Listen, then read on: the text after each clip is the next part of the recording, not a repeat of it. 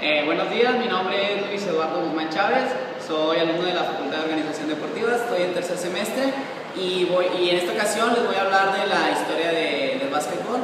En esta presentación les voy a dar un amplio panorama de lo que es el básquetbol, sus orígenes, los países con los países potencia, más bien dicho, y pues así varios datos importantes que han sucedido a lo largo de la historia, las reglas que han estado cambiando y que voy a mencionar conforme vayan pasando los años.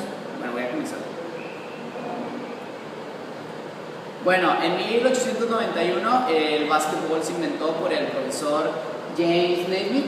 Este profesor era un profesor de educación física.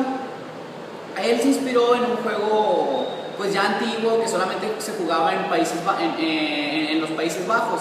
Este juego se llamaba Korf, que también, igual que el básquetbol, era un deporte de conjunto de nueve jugadores, que pues igual que el básquetbol era encestar la canasta era encestar más que nada en un balón de fútbol, en este caso, en una canasta Entonces no era una canasta como la conocemos el día de hoy, era una canasta para meter ciertos productos como melones, frutas o cosas así.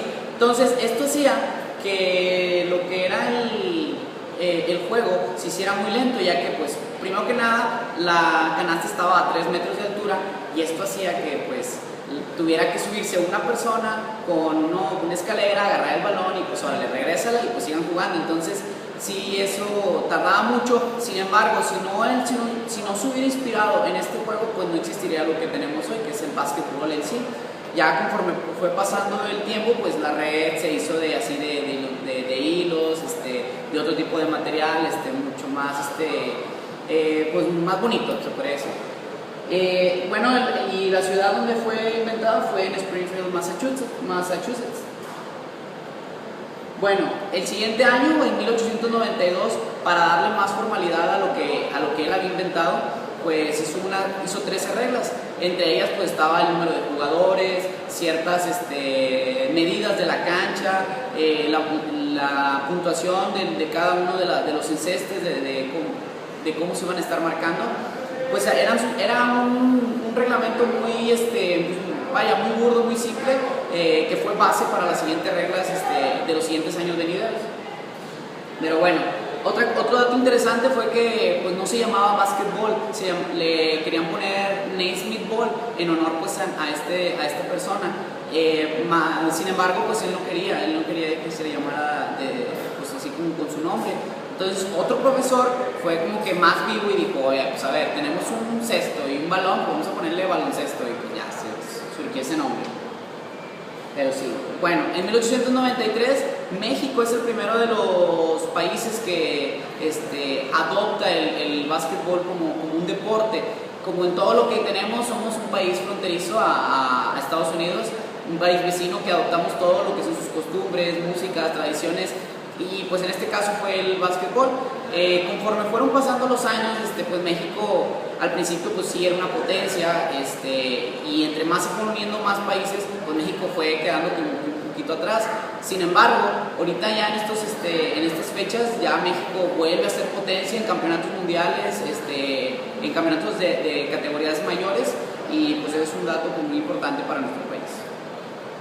En 1894 pues llega Irán a China, son países muy tradicionalistas, países donde los deportes autóctonos de la región son pues muy representados. Sin embargo, la cuestión aquí fue que pues llega el básquetbol, empieza a evolucionar y pues ahora tenemos grandes figuras de esos países que representan, o bueno, que están jugando en la NBA, en las ligas profesionales. Para 1895 llega Inglaterra. Aquí pues un dato curioso es de que pues Inglaterra siempre se ha dicho que es el país que ha inventado todos los deportes, o que le ha puesto ese nombre, esa patente a todos los deportes. En este caso el básquetbol pues no fue la excepción, ya que pues no fue en Inglaterra, fue en Estados Unidos. En 1896 el baloncesto llega a Brasil y de ahí más a toda Sudamérica. Fue importante esta fecha ya que, como hemos visto en los últimos campeonatos olímpicos, campeonatos mundiales, tanto Brasil como Argentina, países sudamericanos, son claves o son países a vencer para las demás naciones. Entonces, pues desde ese año ya se promovió lo que era el básquetbol en esta zona del continente americano. En 1897 se instituye que los equipos sean formados por 5 jugadores nada más. Anteriormente pues se jugaba de 9. Conforme fueron avanzando pues las reglas, pues hasta 1997 se estableció que fueran de 5 jugadores para darle más fluidez. Cambiaron los nombres de los jugadores en cuanto a posición y pues así fue evolucionando. En 1901 llega el baloncesto a Australia. Australia tiene una tradición de deportistas, pero en otro tipo de disciplina, que es la natación. Sin embargo, ahora sabemos o tenemos así datos de que el equipo femenil mayor de Australia pues es un equipo a vencer en Juegos Olímpicos. Igual que en Cuba, que llega a Cuba. El baloncesto llega a Cuba gracias a que desafortunadamente, porque los americanos invaden Cuba en esa época de revoluciones, de conquistas, y pues de lo que trajeron pues fue su deporte, que fue el básquetbol. Sabemos que Cuba en cualquier deporte es muy bueno, tanto en su metodología, sus preparaciones físicas, y el básquetbol pues no se queda atrás. En 1915 y 1918 se crea pues el comité o la junta el consejo de básquetbol. Pues en este consejo es donde es el responsable de unificar todo el reglamento. Si una persona o alguna nación, algún torneo quiere afiliar alguna regla, tiene que primero consultarlo con este consejo. Después se aprobó el poder anotar después de driblar. O sea, driblar me refiero a poder fintar. Antes no podías, después de hacer tu finta o de hacer un burle, no podías anotar. Para 1928 el baloncesto se vuelve un deporte de exhibición en los Juegos Olímpicos. Aquí un dato curioso es de que para que un deporte sea olímpico primero tiene que pasar una serie de pruebas, una serie de estatutos para primero ser de exhibición y después en los siguientes Juegos Olímpicos o en 2 o 3 ya poder ser avalado como deporte olímpico. Y entonces en 1928 ahí fue ahora sí que sus primeros pasos a los Juegos Olímpicos. Para 1929 se introducen 2 árbitros más, y se elimina el doble dribbling. O sea, eso de driblar, de hacer fintas siempre estuvo cambiando, modificándose a través de los años. Y el que hayan metido 2 árbitros más era para darle más fluidez al juego. Para 1932 pues, se crea la Federación Internacional de Baloncesto Amateur, para todo los tipos de competencias amateur, llámese campeonatos mundiales, nacionales, estatales, también los Juegos Olímpicos caben dentro de esta normativa, de esta federación, son los que los estaban organizando, y en este año se crea. En 1935 pues ahora sí que está de fiesta el básquetbol, ya que acepta como deporte olímpico ahora sí que a este deporte, y pues se empiezan a crear leyendas, figuras, y destacan ciertos países. Para 1940 se transmiten los primeros partidos de básquetbol por televisión, principalmente los profesionales, que eran los que más llamaban la atención de patrocinadores, de cierta gente, o era lo que más llamaba la atención en esa época, los partidos profesionales. En 1949 se modifica la zona restringida, aumentando las medidas, esto pues para darle mayor libertad a los jugadores de hacer sus jugadas, sus movimientos, sus diferentes tipos de estrategias. Se desarrolló el juego ofensivo sin balón, introduciendo los cambios de ritmo, dirección y las fintas de recepción.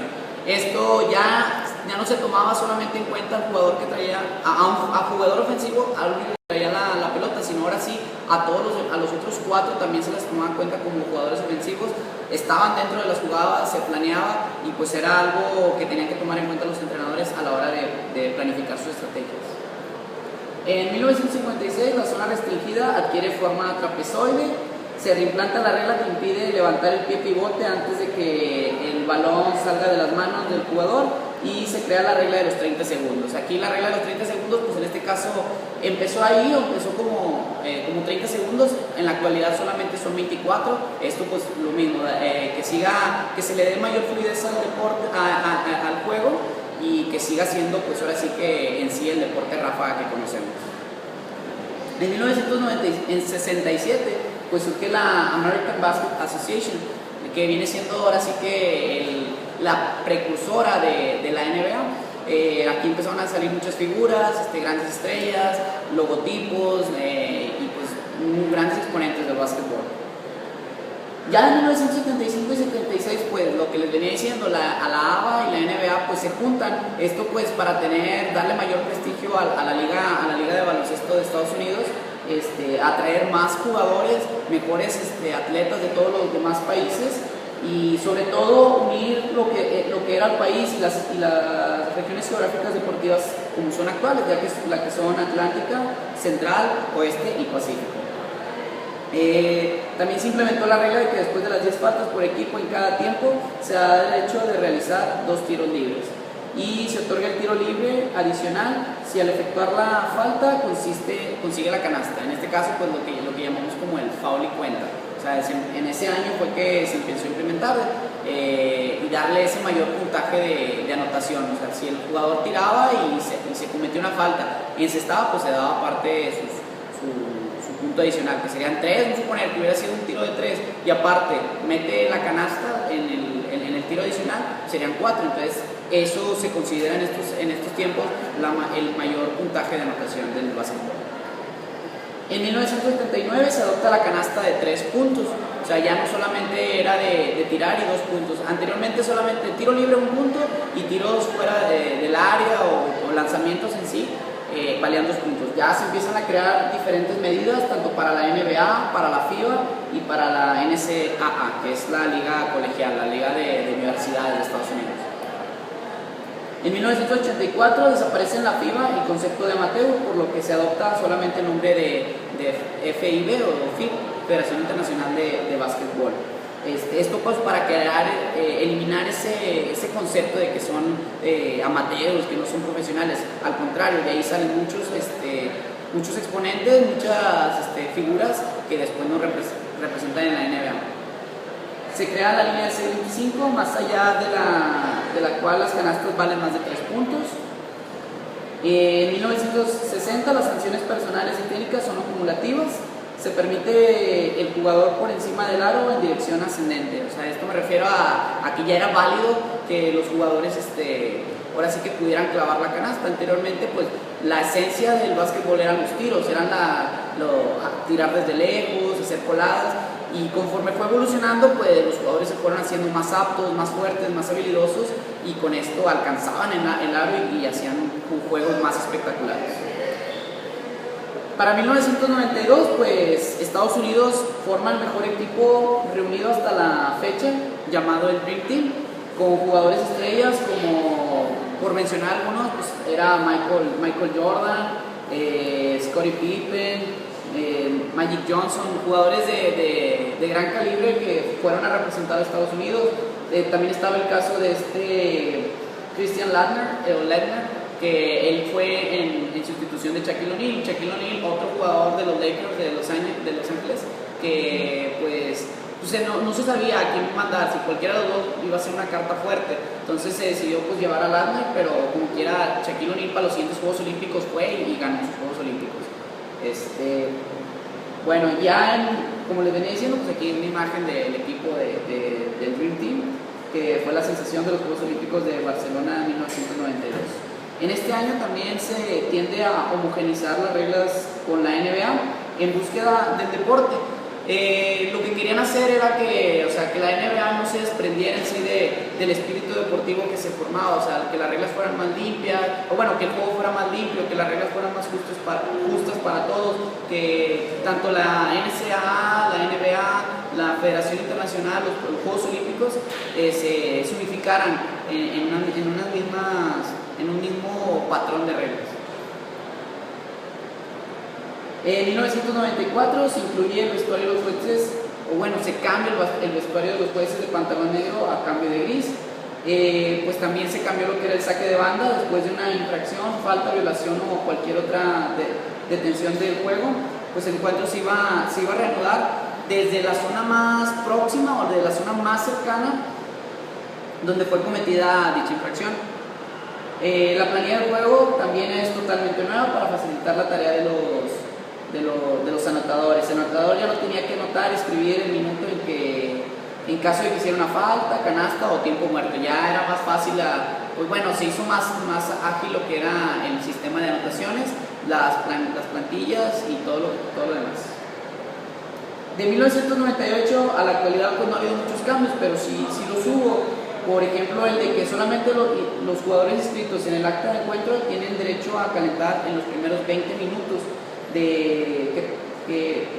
que preceden al inicio del encuentro. Nadie más, pues si no, podrías tener un equipo, no sé, de 40, de 50 jugadores a la hora de las sesiones de temporada, pretemporada. Pero si tú nada más habías inscrito a los 20 mejores, esos 20 tenían derecho pues ahora sí que a pisar la duela, a calentar previamente el juego, los demás no podían estar ahí. Esto pues también para evitar corrupción, el hecho de que cambien jugadores, que fue el detonante de otras asociaciones previas a la ABA y a la NBA que tuvieron que romper por el hecho de los sobornos y de ese tipo de irregularidades. También se puso que la violación de los tres, más bien que una vez que se inicia el tiro libre, los jugadores no pueden modificar su posición en los pasillos o en el resto del terreno hasta que el tiro libre haya finalizado. Nadie más, si está tirando o se va a cobrar un tiro libre, nadie más se puede mover. Y los otros 5 que están alrededor, de esos 5 mínimo 3 deben ser adversarios, y los otros 2 deben ser pues del mismo equipo para recoger los rebotes y continuar el juego. También se implementó que la violación de los 3 segundos no debe quitarse si se produce una de estas 3 circunstancias. Una de ellas es que un jugador del equipo con control de balón trata de salir de la zona restringida, un jugador del equipo con control de balón está en acción de tirar la canasta y el balón está saliendo de sus manos, o que un jugador del equipo con control de balón esté regateando hacia la canasta. En cualquiera de estos 3 casos no podía ser pitada la violación, tenía que esperar a que terminara dicha acción para poder pitarla. Y bueno, aquí hay un video que dejé para donde se explica un poquito más de la historia del básquetbol. Y pues bueno, eso sería todo. Ya para concluir, pues bueno, aquí en estos casos, en este deporte pues ha cambiado mucho a través de los años. Y pues vaya, seguirá haciéndolo con el fin de que sea más atractivo, se homogenice lo que es el espíritu de equipo, el espíritu deportivo, que es lo que al final busca el Comité Olímpico, lo que buscan los Juegos Olímpicos, el unificar naciones, aunque muchas veces sabemos que es la oportunidad de muchos países, pues ahora sí que para demostrar o para demostrarle al mundo su supremacía de esas grandes potencias, es una oportunidad, son los Juegos Olímpicos. Sin embargo, pues la esencia no es eso, la esencia es hacer un juego limpio, unificar naciones y así, ese tipo de cosas. También, bueno, ya ahora sí que enfocándonos en nuestra carrera, es necesario tener todo este tipo de conocimientos, ya que pues como futuros entrenadores, ya sea de básquet, en este caso de básquetbol, pues sí es muy importante que lo tomemos en cuenta, porque si nos damos cuenta, porque si vemos los años pasados, regresamos y vemos cada uno de los años, pues las reglas han cambiado y como les dije al principio, probablemente vuelvan a cambiar. Y si no tenemos este tipo de información, pues no vamos a poder dar una clase o no vamos a poder dar la mejor atención a nuestros jugadores. No se va a consolidar una perfecta unión de conocimientos y experiencia. Suponer si tú eres entrenador, si ya fuiste competidor o tienes experiencia jugando básquetbol, pues de nada te va a servir si no tienes los conocimientos. O si tienes los conocimientos pero no tienes la experiencia, pues ahí no va a haber ese equilibrio. Entonces, pues es importante conocer toda esta información, analizarla, comprenderla, recuperarla y aplicarla, que es lo más importante. Pero bueno, eso es todo. Esto fue la historia del básquetbol, mi línea del tiempo, mi presentación y pues muchas gracias.